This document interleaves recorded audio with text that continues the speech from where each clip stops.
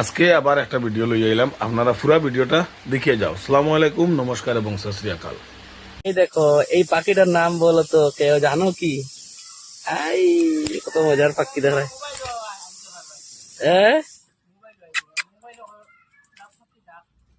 ডাউক ডাউক, কক, কক, কক, কক, কক, কক, কক, কক। দেখো তো মজা লাগে, বাম্পার।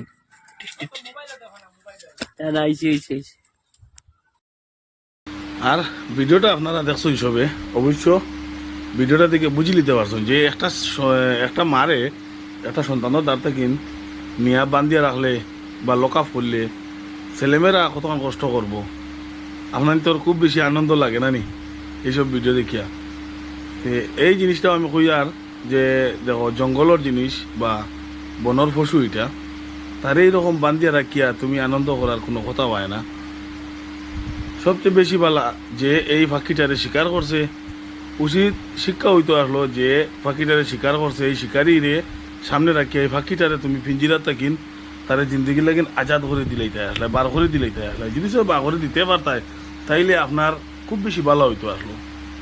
আপনি এই পাখিটা দেখিয়া আর লগে যেন মানে আপনি পাখিটার লগে সুর দিতরা ডাকিতরা খুব খুব বেশি ভালো হইতরা, এটা জিনিস ভালো না। ভিডিওটা ভালো লাগে লাইক কমেন্ট শেয়ার করে যাইও, আর এইরকম ভিডিও আর কেউ বানাইও না, আর এইরকম ভিডিও কেউ ছাড়িও না। ধন্যবাদ। হয়তো মাতটা শুনিয়া খুব বেশি খারাপ লাগছে, হয়তো আমার খুব বেশি আমার উপরে রাগ উঠে, কোনো অসুবিধা নাই, রাগ উঠে